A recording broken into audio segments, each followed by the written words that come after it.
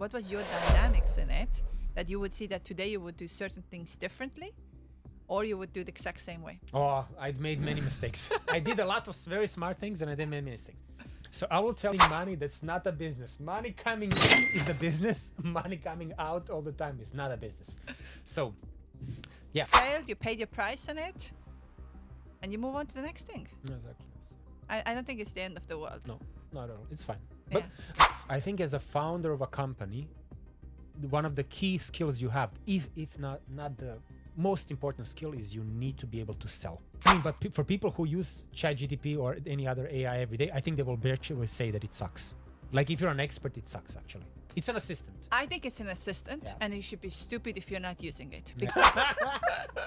Even though this memory for me was so, I really like, I'm like, I can close my eyes now, imagine it is happening, you know? And I only, after I made my mistakes. All right. Hey, everybody, and welcome back to our podcast here where we talk about entrepreneurship, crypto, marketing, everything that we believe is helpful and useful for you in the future, whether you want to be an entrepreneur or whether you want to grow your wealth or whether you want to learn something new or come along with the trends that are happening. Yes. So Anton is here with me. We are always here. Always here. We're always here. I don't know if that sounded good or bad, but yes, I'm here. Thank you, Birgith. And today, like we promised last time, that we will talk about it because you have founded 4 companies, and you did that in Switzerland. Yes, all of them in Switzerland. Yeah. And now you're based in Dubai. In Dubai, and you're planning to start the company there. I think it's a very 100% chance that happening. You know, at some point. Yeah. We never stop, even though when we think of that journey, that when it gets very hard and very stressful, that why am I doing this? And then time goes on and you still start over and over again because I think it's inside of you. You can't just stop. No. At least that's what I think of. Anyways, so let's say, because crypto is, I would think it's a future in one form or another. We're still in an early stage, more or less, but I would like you to walk through based on your experience, because you did all of the companies you founded were crypto? Yeah. I mean, one was a co-working company, but a crypto co-working company. So I think still. So, and I would like you to bring in both ways in that sense. Like, let's start within the fact that if there's someone who's listening right now and thinking they would like to start the crypto company, founding the crypto company, which country or place you would recommend them to start from? Wow, hard questions already at the beginning, you know? So why is it a hard question? Maybe even to explain that is because crypto in general is usually a regulated activity because it kind of many times it falls under this financial services, you know? Then also you have challenges because not many companies around the world who are service providers are very open to working with crypto companies. Then many times you have very difficult regulation and law. Many times it's just plain banned in some or very much kind of not welcome. So I think let me first answer this question. Like if I would have to go and start a company again, I would not do it in Switzerland. Not because it's like a bad place. I think there's just there's many other better places where you can start a company. Another country where I would not start a crypto company is US, because US is still today one of the most difficult jurisdictions from a regulatory and legal perspective to launch a crypto business. So banks don't want to work with you. Laws are really not tailored or made for you. The regulation is very difficult. The politicians hate it or many of them openly say they hate it. So there's a bad vibe around it, you know? I think the future to build a crypto company is to think globally. So maybe you set up your company as an example, in UAE. Then you find talent from all over the world. You know, smart people are in Eastern Europe, smart people are in Latin America, smart people are in East Asia, in India, in Pakistan, you know? Maybe you raise your capital for your company in Silicon Valley or New York, where all the money is, right?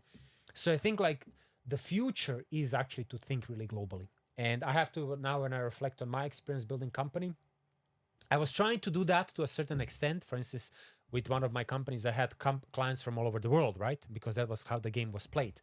But was I raising money in Silicon Valley? No, I was raising in the most difficult place on the planet in Europe, you know? I mean, it's like from the place where there's capital, the most difficult one is Europe. So I think like you really need to think globally if you want to go big. I think you always need to be on top of trends, so kind of understand how things are evolving. And you need to be mindful that you just need to adapt over time, you know. I don't know if this answers your question, because like I'm actually saying that it's really like that it's really like a global thing today. And I think like first of all you really need to at the beginning think like, who is going to buy my product, and then build everything else around it. And then one of those questions is like, where do you set up your business? It's just an input into that. Because if you're serving clients from Africa, why would you set up a company in Hong Kong? I mean, that's like, doesn't make sense, right? So I think we'll talk about this later. Like, what's the most important thing in your business to build a successful business? I think like where you set up your company is important, but it's not crucial. Okay. I don't know if that was provocative. Yeah. I was thinking of that question because of the regulations. Yeah. As it's not, as you said, in US it's very difficult because the regulations will play against you in terms of having bank account, in terms of doing something. And this is, I think, in overall as an entrepreneur, you can't, it's just based on my experience, you can't build a business where the regulations is somehow set in. Yeah. There's no way you're going to grow. Because as soon as you want to come up with something new, as soon as you're going to try something different, you're going to get the letter, oh, we have this regulation, this law, and you end up stuck. Yeah. And you cannot do that. Like, because even though you have a brilliant idea, maybe, it's just because of the law is set, or the regulations are set in a certain way that you don't have. So then you have to move. You have to go somewhere where the doors are open. 100%. So you said by yourself that you wouldn't do this in Switzerland no longer. Why? Because you still are in a sense of connected or not so connected. I think I'm super connected to Switzerland. I think like Switzerland is my second home, whether I like it or not, or whether anybody likes it or not. You know, because it's like I had my development there. You know, I had my period of building companies there. So I have a lot of people that I like and know there. Many of them they're based in Switzerland. They live there. So I think it's always going to be a part of me. But I think it's just like, also to be honest, like Switzerland had its glory days in crypto industry, and those glory days are long gone.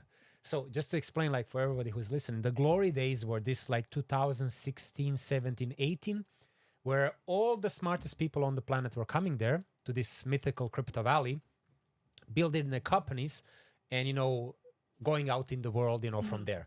And that was really the most amazing period ever, because you really had, now maybe it's coming back to it, what makes a place good place to build a company? It's actually in the people in the end, you know, like it's really important.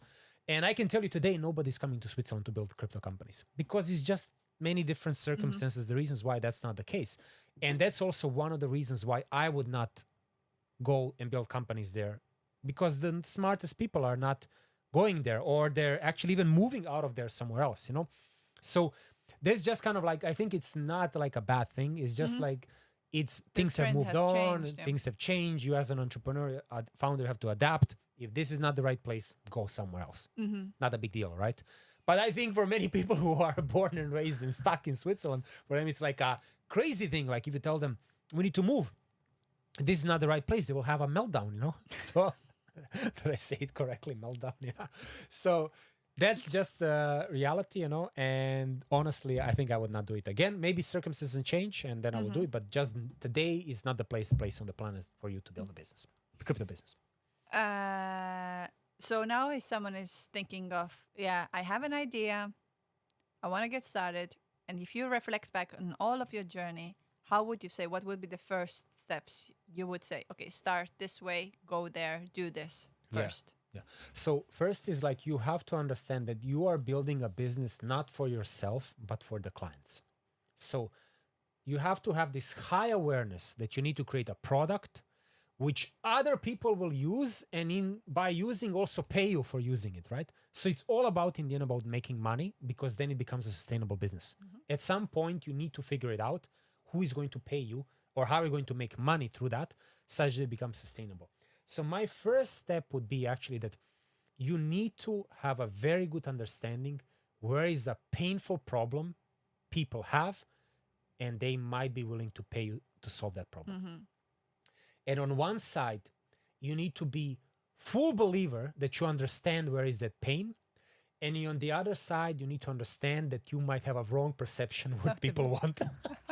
So it's this crazy quantum scenario where like, I believe this is the problem.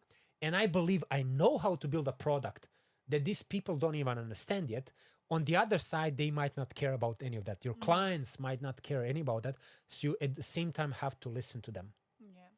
But it's like, I think Steve Jobs is like, or somebody said it sometimes, they said like, if you ask people, how to, if car is a good solution for them, they would say, no, we need faster horses and faster carriages, Yeah, But obviously the solution is to build a car, right? So that's kind of like this weird understanding is like, you need to understand what is their problem, but don't listen to the clients. What's the solution? Yeah. Mm-hmm. That's Yeah, kind yeah. of like, Yeah, yeah. you're an entrepreneur. You understand this, Yeah, I totally, and I would always say it's maybe because I'm not so much in technology, so technology can be a little bit in that sense a bit different because you need to have some kind of an understanding which direction you want to go for, what you are going to do. Yeah. But often what I have seen with clients when they come to me and they're asking for marketing help and I often see one of the things is, and so you were talking of exactly like focus on the people in that sense, like start testing, start seeing things. But Yes. what I see the opposite of when they come to me and why, unfortunately, the company doesn't go really far from that moment is that they kind of focusing on more of, let's say, investment in the beginning, like getting the money, which is important, but they don't even have any single person who would be interested. Yeah.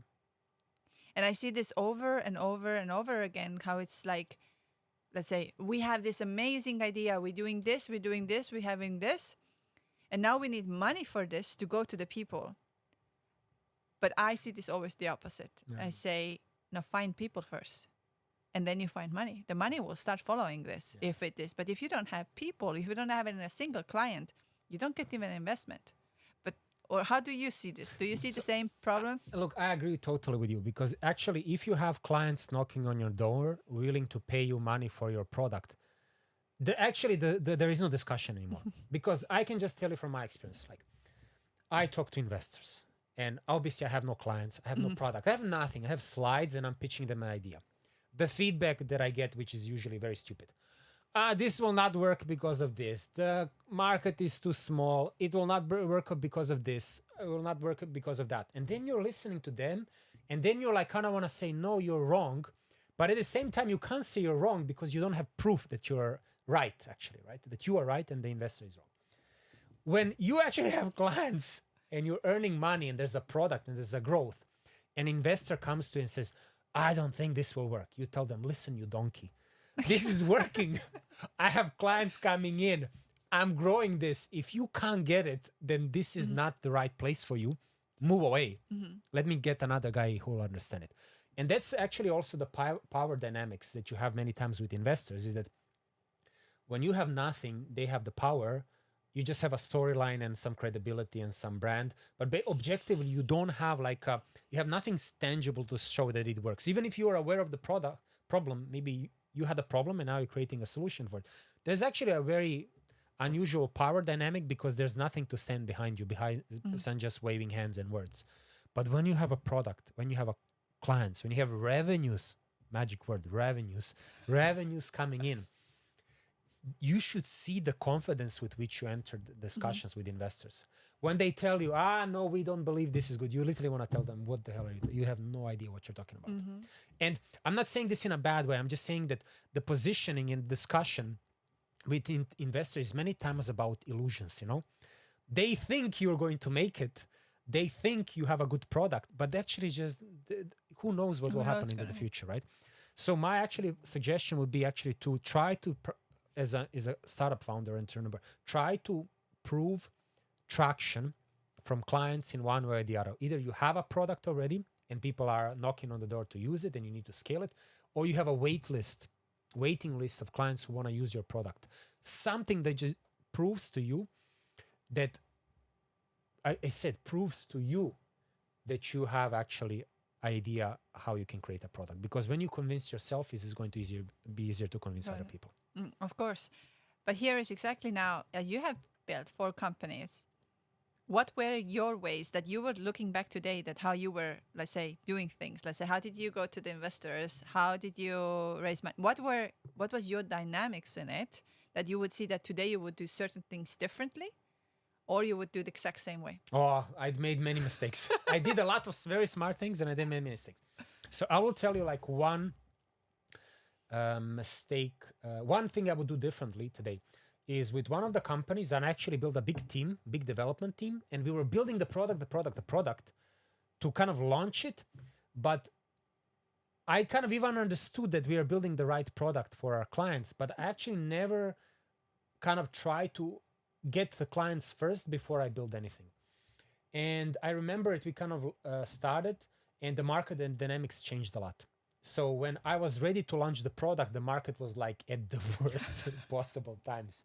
And you go out and you start now to try to talk to people, and they're all like shaking their hand. They're like, Anton, the market is brutal. Whatever you're selling, I'm not buying, you know? And it put me in such a weak position because I was burning money like crazy, finally having some product to show, and now starting to talk to potential clients and investors at the bottom of at the worst possible time in the market. And I should have done differently 2 things. I should have been aware how the market is evolving. I knew the market is going into garbage, you know, that it's going to be more difficult as each month passes. So I should have actually hit the brake. So I should have talked to the clients as much as I can, but hit the brake that I'm not burning hundreds of thousands. This is what I was doing, burning hundreds of thousands of dollars every month, paying it out of my pocket mostly, and to build a product. So this is the first thing, to understand the market dynamic. And the second thing is I should have more focused on the client than on building the product. Because even once we were done building the product, it had several iterations until it was suitable for the market. This is actually a crazy story. And now when I reflected, I thought like, how could have I been so nuts, you know? Like, isn't it crazy to tell to you, I was burning hundreds of thousands of dollars of my own money, you know, to build a product that I don't even know who is going to use it. And the cost comes from the team. You build a big team. You're so proud. You're like a big guy walking around, a big team. And we're building a product for whom? For which market? So I think like, that's like a big learning experience for me. Like, you have to understand where the macro situation is, like, because you're part of that, you know, that madness. You need to understand where is your place, where we are in the market cycle. And the second thing is like, you need to focus on somehow trying to jumpstart the whole thing by getting the clients in first and then giving them something, which I did the opposite. And that's also like, as I said, it's a typical example of a not fully experienced founder, not fully experienced entrepreneur, because you focus on building the product for whom. Yeah, and I see this all the time. And every time when I start with the same words, I say, okay, I understand you want this perfect product. You want this to be like this way. But who is using it? Just show me one person who's going to use it. And then we already know from there to move on. But nobody is asking for it. And it doesn't mean that in the future they will not ask for it. But you need to focus, like shift your focus on this. And when you do this, I believe it's easier because I have done both of my businesses within a fact that people started asking from me. I didn't plan providing them anything. I didn't plan on giving them anything. I just started sharing something, doing something. My work was out there and people started asking, hey, can you do this for me? Hey, can you do this? And that's how it started to build up for me. Of course, technology and crypto is a little bit different because you need to have a product. It's not service-based. But the core is still the same. That people would start asking from it. Oh yeah, that they come to you, or the companies start come to you and when you're building this. So I would just say that, like you said, from your own, focus like 30-40% on the clients, on the people who you're doing, even if the product is not there, because like this you guarantee certain part for you, and then you also actually can have to see that nobody cares about it in that sense. Exactly. And then I think it's less painful than, like you said, you're burning hundreds of thousands in a month, and then eventually nobody uses it. Yes. And it's quite a painful lesson. Yeah. And it's like an illusion. You think you have a product, you know? There is some software, some code written, and something is running. But then you're like, the product it's not there because nobody wants it. And I even like sometimes because like first-time founders or unexperienced founders, they come to me and say, Anton, how can you pitch a product that doesn't exist? And I would tell them, my friend, I used to have products, pitch them to people, and nobody cared. They kept on telling me, I don't want this garbage. Change it. And I would think like, what was the difference actually? I would literally like, I'd had code, but nobody was even using it. So whether I have it or not was completely irrelevant actually. So in my last company, I wanted to actually tell you a story. In my first company that I founded with a co-founder who was a lot more experienced with me, I will never forget this experience when we were doing fundraising, you know, and we had something, it's called like a investor event, meaning you invite everyone who expressed interest in what you're doing, you give them a nice presentation, and then they kind of can ask questions, and then kind of expectations after that, you get a yes or a no, and the money comes in or doesn't come in, and then kind of you move forward. I remember we did this presentation, 25 people, very nice, beautiful place in Zurich, you know. My partner told me, Anton, you have to come so they don't think I'm alone in this. So I had to come be there at the event. And he presents very nicely, ideas, you know, a lot of hand waving, obviously, because we were at the beginning. And one of the investors asks him, he says, Richard, how much of your own money are going to put in? And he said 0. And I remember everybody just being quiet and looking at each other, you know. And I remember still to this day, this happening, you know. And I only later realized I didn't understand what he was doing. He was trying to avoid the mistake of him putting in a lot of money into something that he doesn't know how it will work. And later on, many years after I made my mistake, even though this memory for me was so, I really like, I'm like, I can close my eyes now, imagine it is happening, you know? And I only, after I made my mistakes, I remembered, I was like, damn it, Richard didn't want to put in money. Because if you put a lot of your own money in, when you build up costs, it's just burning and it puts such a huge pressure on you. Your back is against the wall. You can't make good decisions, and then you are like panicking, you know? And listen to me, don't spend a lot of money. If you're spending money, that's not a business. Money coming in is a business. Money coming out all the time is not a business. So yeah, don't... I agree with that. I often get this when people, let's say, they talk about their stuff, because I mean, I see everything, because I have from one rage to another. And when I say, okay, where is the money coming and what is happening? No, we don't have that yet. We are... And we don't know, with like, there's a lot of uncertainty, which I understand that we don't understand in the beginning a lot of things. But it's always, I say, is it a charity? Like, are you like existing there, or are you actually thinking of making money out of what you're going to do? Because it's, and I made these mistakes in the beginning, that I didn't know my price, which is, I think it's normal, because when you're starting out, and especially when it comes to you somehow, you are not sure about it. But obviously, over this time, I realized, okay, one thing is a business, another thing is a charity. In that sense, like, if that business doesn't make money, it's not the business. It's, I don't know what it is, but it's not the business. So if your business makes money, then we can talk about it, and then it goes on. But if it doesn't, then it's something else. Also, I mean, to be honest, like, also let's ask ourselves, in many cases, when people raise money for their startups, why are they raising money? Let's like just be very blunt. Yes, part of it is to hire developers, services, do marketing, but big part is to pay their own salaries. Let's just say how it is. Let's not lie. Many startups do fundraising purely for the founders to pay their own salaries. That's just how it is, actually, because you cannot live without a salary for 5 years or 2 years or whatever is the time period.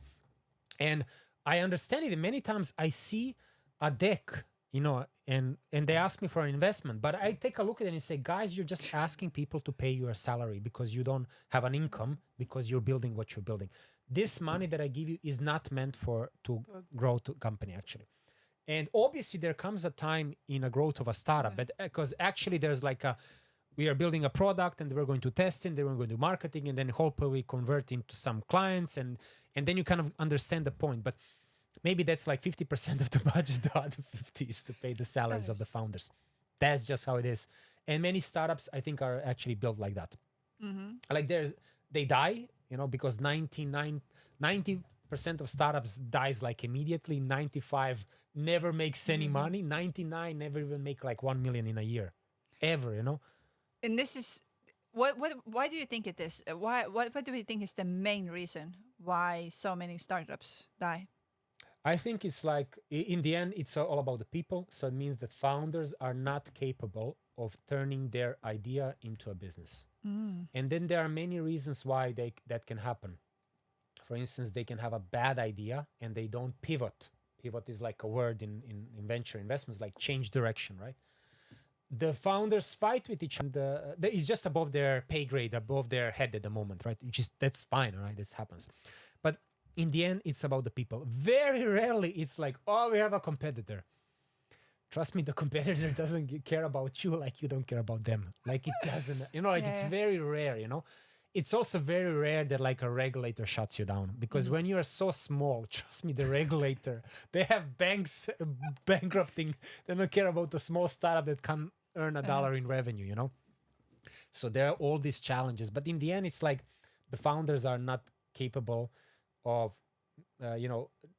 going through the stages of a startup, which means building something basic MVP, testing with the market, getting negative or positive feedback, adapting and iterating based on that, or even fully pivoting, and then getting the first client. Because I really tell them, like I used to tell my team in my company, when we got the first client, I told them, this is the most amazing moment in our startup. And they will look at me like I'm nuts, And I would say, do you know that most startups, like 90+%, never even get a single client? Never. And like startups, like funded startups who got money, And then when we reached like 1 million in yearly revenues, just say, this is another unbelievable moment. I say, do you know that 99% of the companies never made it here? Never. It's like they die. They have a lot of, they have a lot of fundraising, more than us, and they never made it that way. So it's just, and also just want to say that now to everyone, like if you created a startup, it's not going well now, or it didn't go well in the past, and you shut it down, or it failed, who cares? That's part of the this is like everybody who invests into a startup or joins a startup or builds a startup, you have to understand, like most of it fails. It's normal. It's normal, actually, Yeah, and I think this is exactly another thing. This is so important, that if it fails, let it fail, but let it fail faster. Yeah. Don't stick into this like maybe now. And I mean, if you can see that everything is already red, there are chances sometimes, but I would say overall it depends so much on the leader, and that's what was actually my next question. But that it depends so much on the leader.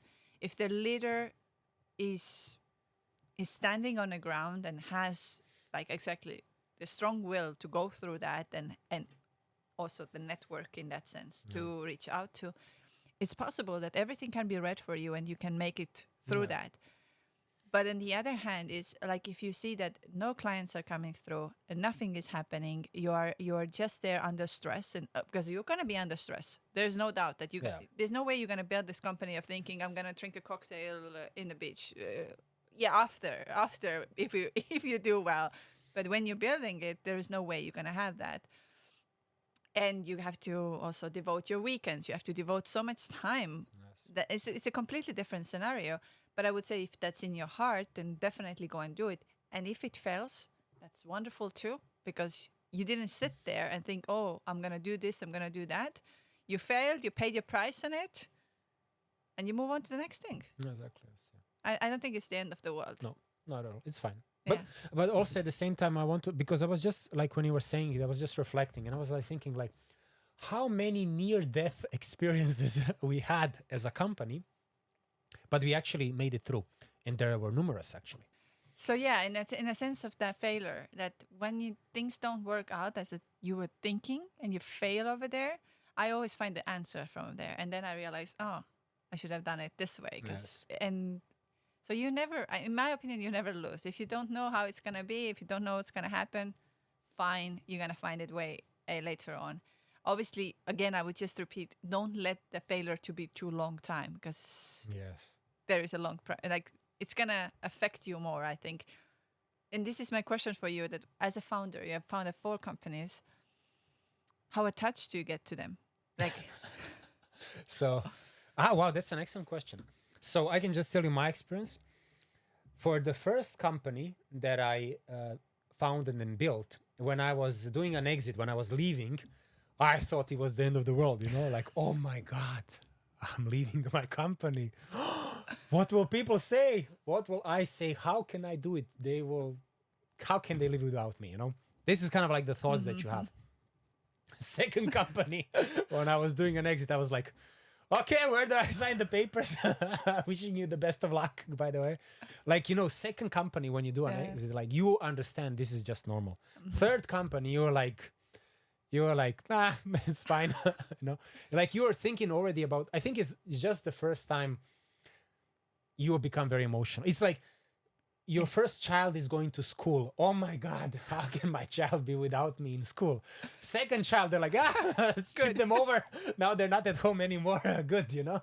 So I think it's like the same vibe, you know, like you think something magical is happening, but later on it's just like, that's the part of the vibe, you know? That's part of the game.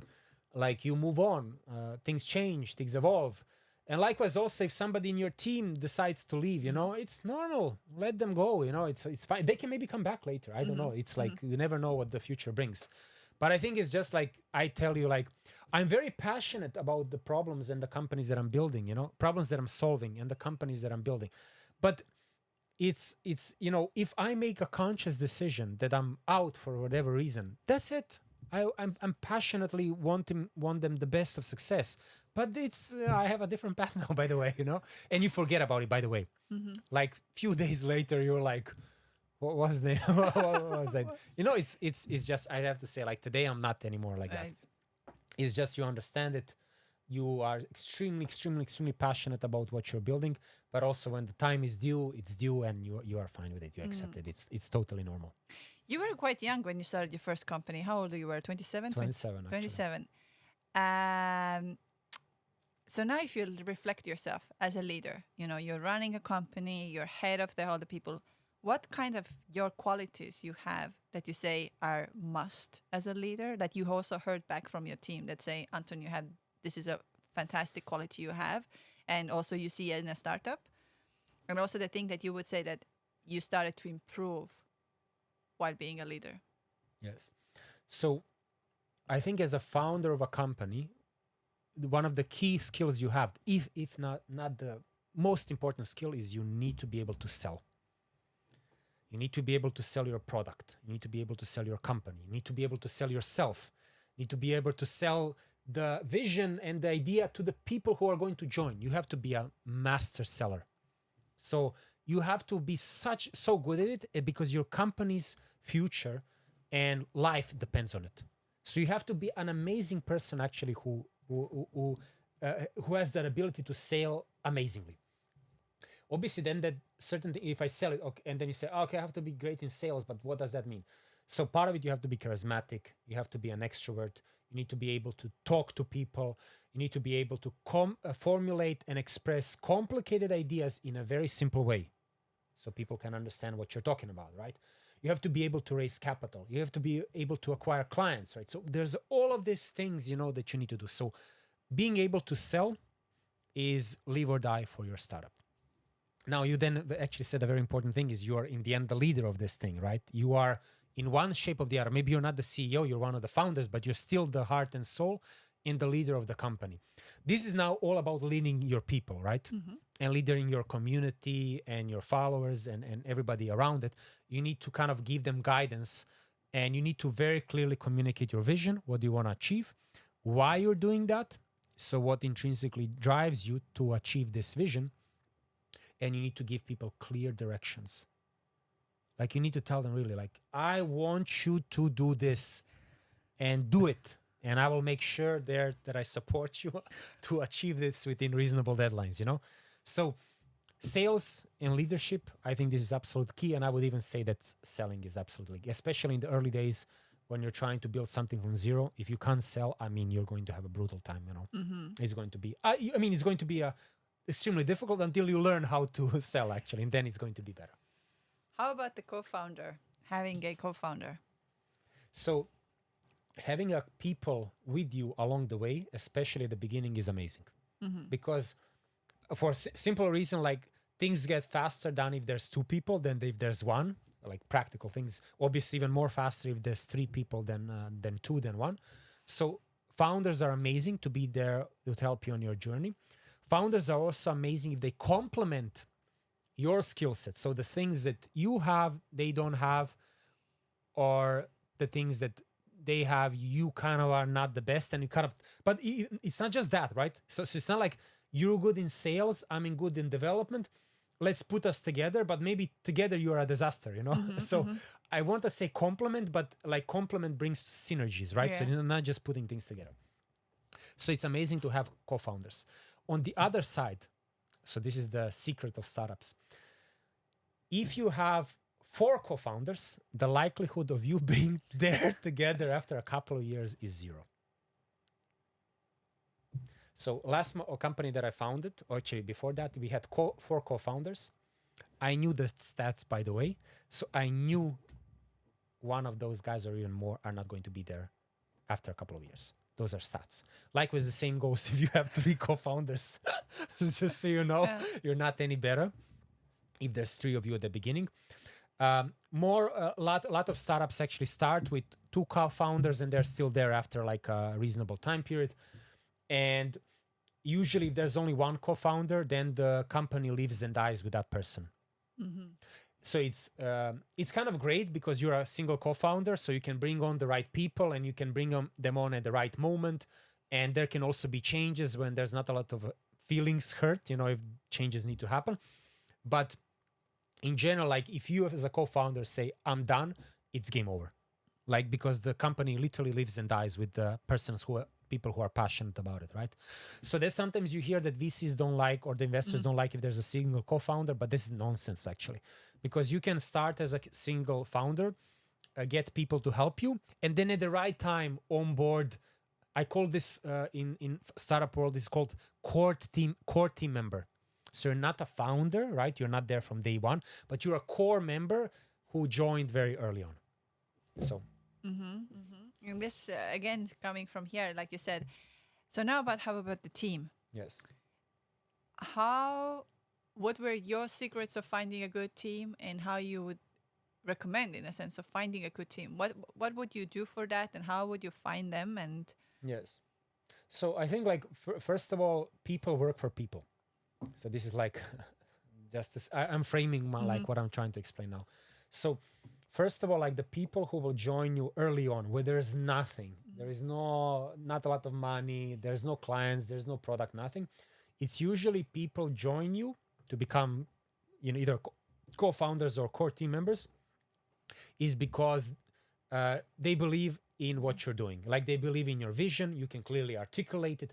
They see their place in your vision, at least at that stage, right? And they see how they can add value, and they think this is the amazing opportunity for them. So this is like key. And the second thing is like, you need to be likable actually. Like they need to look at you and say, okay, I can kind of see myself working with them or for them, and they're not going to be a massive pain in the ass, or like it's going to be fine, we can manage. So it's your personality, and convince them you have a big vision. And the reason why I say it's so important, because you have nothing else. But as getting people into your company, what were your requirements or way of seeing it? That, okay, I know this person will get this done for me, I know we'll go from there. Did you have also like certain times that on a paper it looked like the person is absolutely brilliant, joins the company, and you figure out, oh no?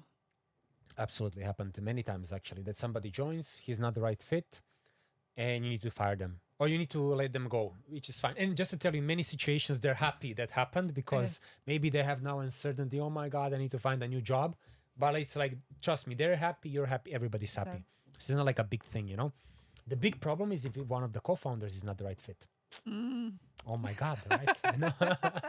What are you going to do now? Because because of two reasons. Why is a founder, one of the co-founders, leaving the company a problem? It's usually a problem for the founders and that person, and not so much for like any other things. Is that it's two reasons. First is because their feelings get hurt, right? Imagine, there's like a consensus within the company, your young startup, that this person is not the right fit. Oh my God, what will people think? What will my friends and my family and my cousins and I don't know who, my network, think that I'm leaving? First of all, nobody cares. Like, you tell them, they will be like upset for a moment, and then nobody will. The next day, they don't care about your problems. But your feelings will get hurt, right? Okay, your feelings are hurt. But the second problem is that usually that co-founder has a lot of shares. So if you kick him out, he has not contributed in any meaningful way, but he has a lot of shares and he has left the company. And then usually what needs to happen is that the founders need to get together and they say, how do we adjust this shareholding? So you leave, maybe we give you something because you contributed a little bit, maybe, fine, let's reward you.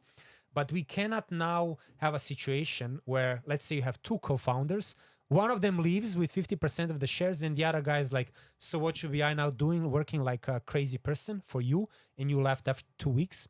So usually two things happen is the startup falls apart because the other person or the other people who are there will not tolerate this, or the founders get together, hold hands like good boys and girls, and say, let's find a solution, And then usually literally what happens is like shares get reassigned from the person who is leaving. So you tell them, okay, let's give you a little bit of a reward because you contributed, fair point, fine. And you go, but the rest of the shares, we need them back in the company. That's basically, and I'm sure like not a lot of people know like what's happening, but I just explain it to you. So if you're ever in this situation that your co-founders are leaving, you actually need to make an agreement before that if one of you leaves, you're going to find a solution, maybe even put it on paper, how that split up will happen. And feelings got hurt that you cannot solve. I was laughing at this. Feelings will get hurt. Well, you get hurt. But my recommendation, my advice to people who have this situation, so if you're one of the founders and one of your co-founders is leaving, advice for you and them is like, their feelings will get hurt, but 2 days later, they will not care about it. It's over. They don't care. You don't care. Nobody cares, just to tell you.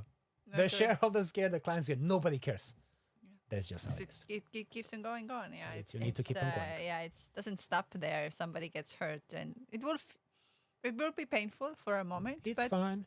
We're all upset for a while. It's fine. Yeah, exactly. Yes. And not to get stuck in this and feel like, both sides, that it's the worst thing ever. And at the same time, it's like, it's the best thing ever. For one, it's good. One, it's bad. It's fine. It moves on. It's life. It changes in time. I agree. But now, as a leader and as a team member and everything, if you would share, let's say, you don't have to tell, because even though you said you're going to do a company, but if you would give an advice to someone who is in crypto field or in fintech or in whichever way, what kind of company you would recommend them to start and how to start? What do you mean, like what kind? Like what kind of solution they should be what's coming hot? up? Yeah, what's hot? Yeah, what's trending hot in the market? Oof. So, I mean, there are a couple of things that are hot now, like for instance, everything around Bitcoin is very hot because a lot of institutions are coming in, buying Bitcoin, and then they're seeking infrastructure and technology and services around everything around Bitcoin and the blockchain of Bitcoin. That's like a hot field. Another hot field, which is completely useless in my view, is like meme coins, Meme coins are very hot. But like, what do you do there, But I'll give you like an example. Like one of the most successful startups in this market cycle was a platform where you just go and you create meme coins. It cost you $2, by the way, to do that, And they have created this, crazy people have created so much of these meme coins that this company has earned tens of millions of dollars in revenues. Now you can just divide that by 2 and you realize how much meme coins people have created in the last year or so. Okay. So that's a service, right? You're not creating a meme coin that's going to go to zero, but you create a service through which people create meme coins. So, and this is just one example, but I think you can have another example. How can you manage your meme coin community through a platform? How you can list your tokens on many different exchanges through some platform. I don't know. I'm just giving you examples. Then a big topic like today in the crypto industry is tokenization of real world assets. So how can we take assets that are in the real world, and put them in a form of a token on a blockchain? So for instance, can we tokenize a real estate or a real estate portfolio and then put it in a token on a blockchain, and then people can trade and buy these tokens and earn yield or return on it? For instance, that's another hot topic. Another hot topic, which I think is a scam, is called decentralized physical infrastructure.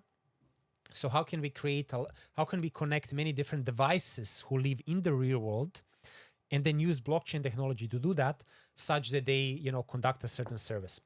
Maybe this sounds like very exotic, but I'll give you an example. Like, can we create a network of cell phones that actually collect certain information and then through that create, for instance, mapping of the cities? Can we use phones, so not just one company with one set of cars running around, but you use people, they install an app on their phone, and through blockchain technology, you connect these decentralized devices, and then you provide information. That's like another advice. The reason why I say it's a scam, because it's like not working in practice, It seems to be a lot more challenging.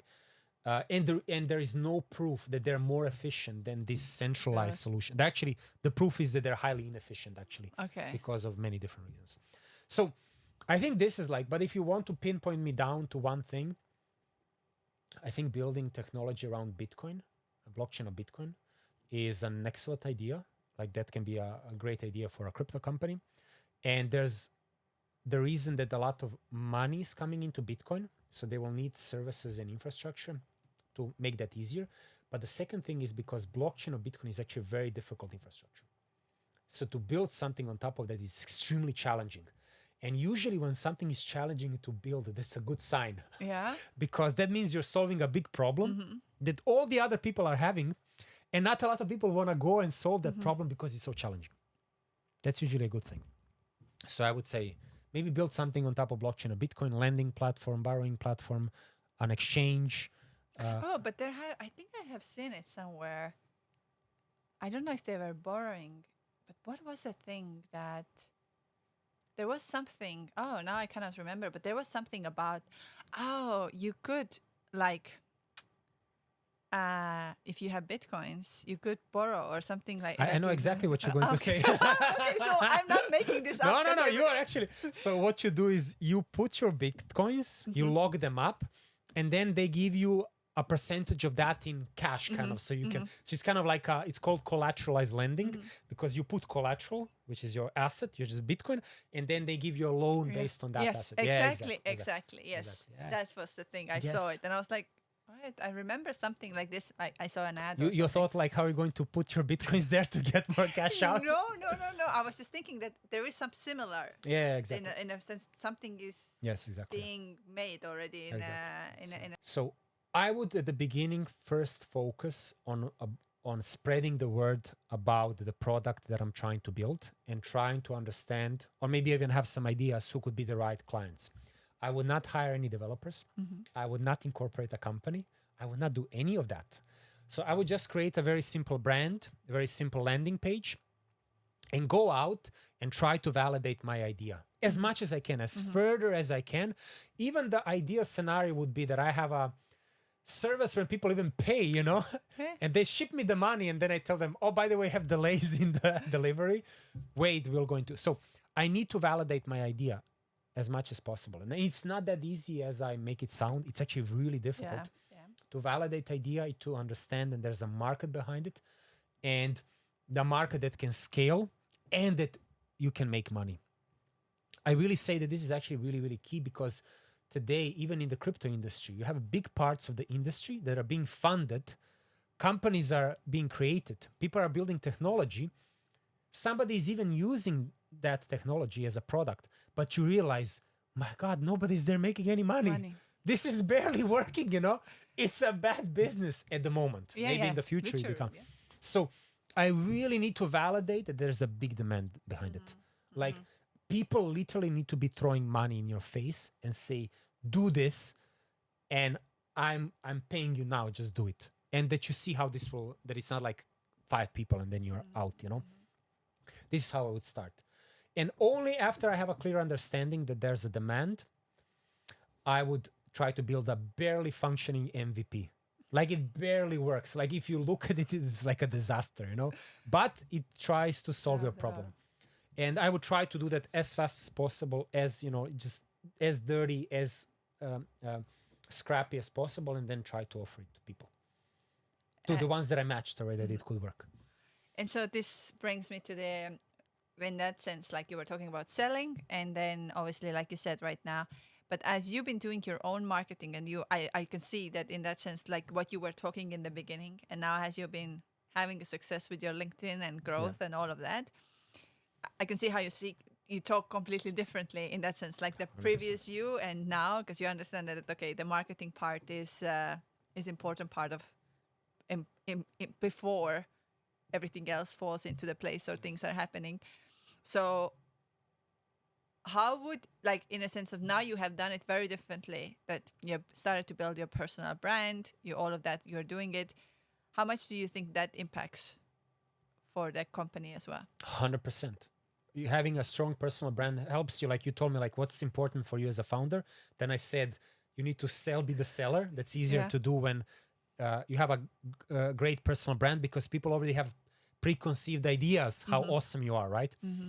And likewise, you know, you having a big community, big network, they can actually help you build a better product. You know, they can give you feedback. They can say, this is garbage, change it, do this instead, right? And you can iterate with them, right? Yeah. So you can have like this scenario, you're kind of like building in public with your community, right? And getting the feedback. Feedback is so important, right? So important. Yeah. And here is, you just mentioned that, which often founders are afraid of, like when they come up with an amazing idea, you know, like now we're going to do this.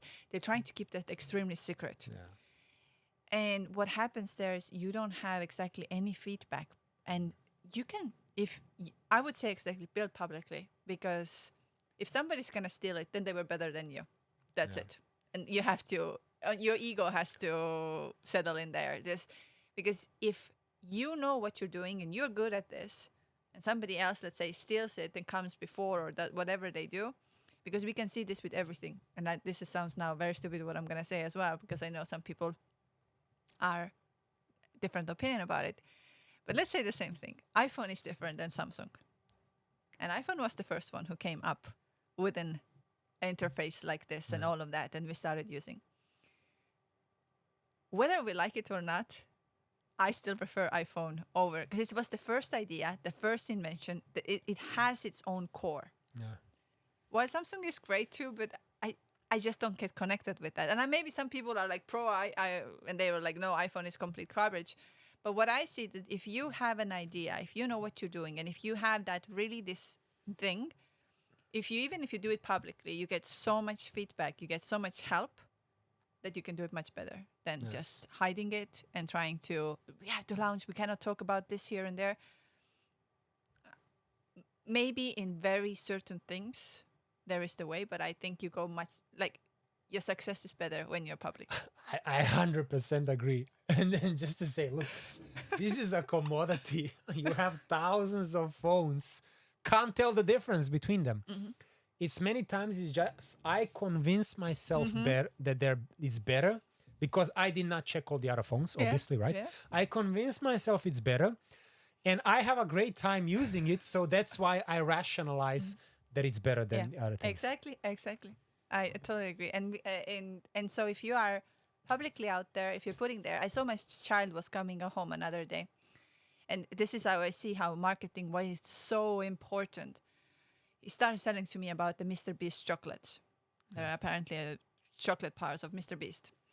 And I'm like, yeah, you know, it's exact same chocolate. Okay. I mean, I ate it, no difference. It was good. It was a dark chocolate. I liked it, but there's no difference. But for my child, he was like, oh, is it good, huh? It's good, huh? Because he's been convinced through marketing that this is good. Did he really like the dark chocolate? I don't think so. But his brain was already believing that he loves it because of Mr. Beast have been saying this constantly. The other thing is with this Prime drink, and I don't touch that, but the same thing. And so you see how you influence already before your product is there. Absolutely. And look, it's also just like you actually say a very important point. Like these are founder-led brands, right? It's like the brand is the founder, you know, like and I'll tell you like an amazing situation one time with one of our clients. I mean, we were talking to them that they become our client, right? And like the guy at one point said, "Oh, I like you guys so much, and I heard so many positive things about you. It's almost why should I talk to anyone else?" And I literally said on the call, like, "Yeah, you should not talk to anyone else. Let's sign the contract, you know." But he actually said it. First of all, we were offering him a service. It's like a highly complex technology. He had no idea what the hell is happening there. Just to tell you, like doesn't understand why this one is better than the other or not. Like, but he said the two most important thing. He liked us, and we have a good brand. Okay. Yeah. That's They've heard about it. That's You it. were there already. Your image That's was it. there. That's it. And so yeah, in that aspect, the marketing, I think it's the key element. Like you said, sales and marketing. If you have these in place, I think the rest will follow really easily. Or how do you see this? So I think like first of all, I just want to like make a point is that marketing and sales will not save you if you have a horrible product. But you can have a really bad product and marketing and sales will save you. Like the brand, like the good image, you're present, you know, you have people's attention. It can save a really bad product, but a catastrophic one, it cannot save. No. So if you don't have a product, it cannot actually work, you know? And I would also say that if you don't have this X factor as a leader, like likable, understanding, also that you have your opinion and all of these things, like you have built that up there, it's very difficult just to show up one point and say, okay, now we're gonna push that product. I always would say, start earlier within something, what you do or what you're passionate about it, share about it, be the voice of the community, and then slowly add your either company in it or services or things what you have. Because if you jump from today and you start every day, I read about it, how amazing is your product and what you're doing, and still not working for me. Yes. Yes. And to tell you, like many times what I have seen is like, what's the most effective actually like marketing strategy, you know, like in terms of like what you put out is just educating your clients. It's really, you first need to tell them even, do you have a problem, by the way, you know, like many times it's like, it might sound crazy, but many times people don't even know they have a product. Sometimes they're aware, which is awesome. But even if they're aware they have a problem, you need to educate them. You need to explain them from each aspect. It's a problem. Like why, how can you do better? And then only afterwards, you need to now educate them about the solution within that problem. And This is the best. Yeah. This is the best marketing. This is the best way, yeah. And I would say that everyone who is a founder here, really invest your money in your personal branding, in 100%. Your personal growth, in a way of that you are publicly visible, because it will pay you off in so many different ways, but it will take time. So it's not that 1 month or 2 months or even 3 months. You need to be visible quite some time in order to get an attention. But I truly believe that it will pay you off eventually so much more in any kind of way, even if your company fails, even if the product will never be launched, whatever is going to happen, you have your platform, your way of being out there, which means you can come up with, oh, I didn't see this before. I'm going to move my product towards this one. I'm going to do this and this. And then, of course, so many opportunities will open up. And I often hear it's the same thing, like I said before, so much money goes into making the product, making the websites, making I don't know what. And then there is no visibility and they don't want to spend money on this. But if you put in your head, you're a finance guy, if you think of the return, okay, I'm going to invest that much money in my personal branding, in my look, in my way of being visible, because it will bring the return. We saw that on one of the episodes of Gabi when, you know, we were looking at the episode of where this guy who doesn't talk and became famous. I'm sure a very big cut of his personal branding goes to the manager because manager picked it up, but still he makes more money. Yeah, of course. Because he just invested into a personal, like in the sense of person who knows what they're going to do and how it's going to get to them and what they should be going. But so here is just why I say it's the most important. I would do this all the time. And I didn't do this before as well. I like to be behind the scenes. I was like, okay, it's better to be behind the scenes. Well, although one day I woke up and I said, well, what's the point of me knowing all of that? What's the point for me to telling to one-on-one? Because it's not going to help anybody. Like it helps in a certain ways, but we could scale in a much higher profile. And when I started doing this with my other podcast and with everything, I realized, wow, what a reach I have, and which way I'm changing, actually, my community, my culture, and way I want to see this, and that's powerful. But before I was the same in that sense. I take a blame. I didn't want to. I was like, I'm not going to tell to anybody how to do it. I do it. I know. I get the people there. But now I see it differently. I see it. The more I can give out, the more I can guide, brings me more. Absolutely, Anna. And then when we were talking about it before in a previous episode about it, that you said sales and marketing. And people would argue right now, saying, "Yeah, but AI is here, ChatGPT is here, it's going to take all over the marketing." What do you think of that? I have my own thoughts of it, but I would ask yours first. Yeah. So, just to say, is like I've been using ChatGPT now for a couple of months, and I use it several hours per day to try to get the hang of it, how it works, how can I use it, and it's like a conscious effort. I need to spend 2 days minimum per day using it and trying to get output from that. So I think the ChatGPT or other generative AIs are amazing. They're great. But where I found it more value is more that ChatGPT provides me value about saying how a certain strategy can be implemented for a certain goal than actually doing it by themselves, actually. Mm-hmm. So, like, to give you an example, I think I could get great feedback from ChatGPT about telling me, hey, I have this problem, or I have this goal, what could be an optimal marketing strategy for me? And then together, by talking to generative AI, they give me like a nice framework how I can implement that. But I don't think like today that AI is amazing, that you tell them, make me a video that will go viral, that will sell this product. And I want it to be funny as well, in addition to be educational. I think we're far away from that, actually. So this is kind of like how I have experienced it. And look, I mean, but for people who use ChatGPT or any other AI every day, I think they will virtually say that it sucks. Like if you're an expert, it sucks, actually. It's an assistant. I think it's an assistant, and you should be stupid if you're not using it, because it saves you so much time. It helps you to put things together very quickly in a sense. So it's like a robot who is your assistant who helps you to create. Like with my other podcast, in a sense, I use it all of to write the descriptions, to write the things in, because if I start writing them manually, why? I'm not like, it's the same. Like, why should I take a horse now if we have a fast car? Like, what's the point? Like, and I feel there is like a little bit of this, maybe a little bit like a shame or something when somebody says we are using ChatGPT. Of course we're using it's an assistant. Before we had assistant who was doing it. Well, we got the system now who is gonna do it. Will it make you completely